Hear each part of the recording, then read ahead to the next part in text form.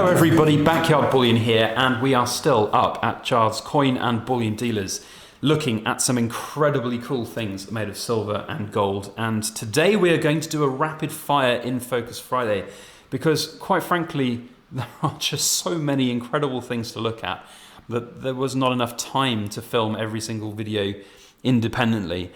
And I've decided today to go, it's basically go big or go home. That's the message, I think, from this video. And quite frankly, we have got some big, very cool things here. And we're going to go through them all and have a good close look. I'm not necessarily going to give a great deal of in-depth knowledge and factual information about what these coins are all about. We're just here to really have a look at these cool things made of silver and gold. So if you're enjoying the video as we go and enjoying the coins, then make sure you hit that like button and let me know which of the 5 is your favorite down below, because I already know which is my favorite, and I have a suspicion that I know what all of your favorites will be, because you're all very fickle, shiny magpies, but it will be interesting to find out. So without further ado, let's jump in to the first coin here, which is the 90th anniversary of Her Majesty the Queen, her 90th birthday celebration coin. And I believe this is the proof version. We've actually taken it out of its box because the boxes for these coins are absolutely ginormous as well. And honestly, I'm at max out zoom and there's just no space on the table. But it's a kilo, proof silver, big chunky monkey coin. You really have to admire the big silver coins. I've done videos in the past on kilo lunars and they are very cool, very special. The only issue with any kind of kilo coin is around premium and whether you can get them at the same kind of premium as bars. And I guess with proof coins as well, it's about handling. You know, this is in a capsule, it's very well protected, the box as well. It's a great display piece, but if you just want a big chunk of silver, sometimes a bar is better. But this is a really elegant piece, nevertheless. The design encompasses around the Elizabeth Royal symbol there in the middle, and the roses look rather tasty, rather good. I have to say, it's a very well-made coin.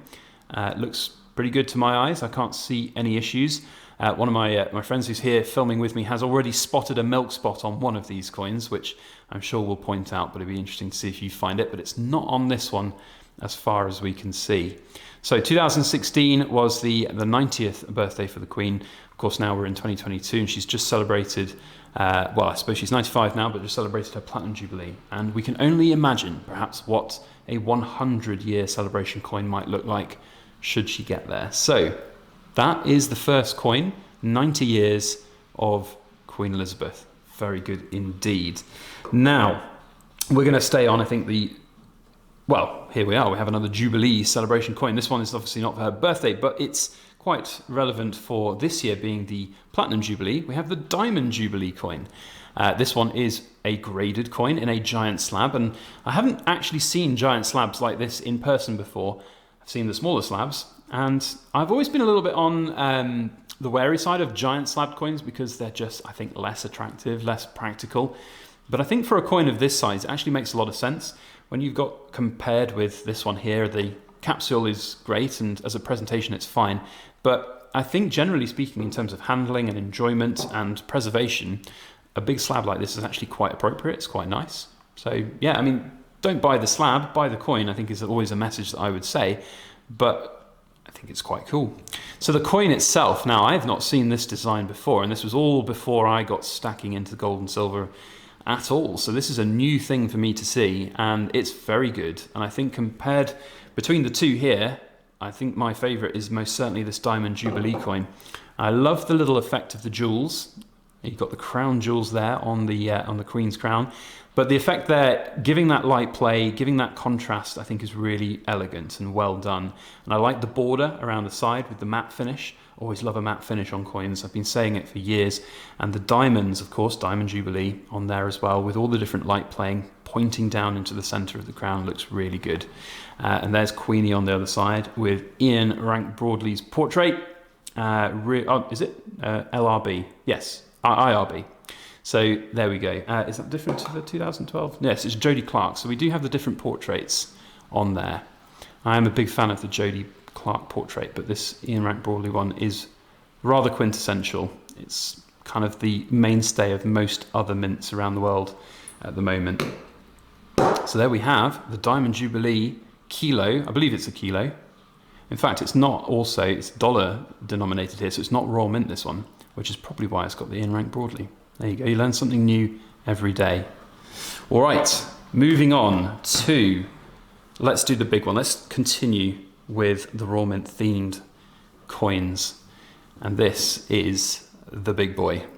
This is the one that caught my eye, I think, when I walked through the door and saw quite how big the profile of this coin was. So I'm a big fan of kilo pieces. This is actually 2 kilos.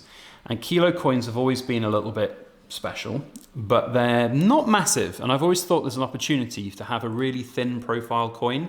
And this is quite a thin profile coin compared with a single kilo. So stretching out the design, we have a ginormous coin here. Now I've seen the Proof 2021 Britannias in their 1 ounce form, and this I think does not do any justice to that coin. This is an incredible sight to behold, really is.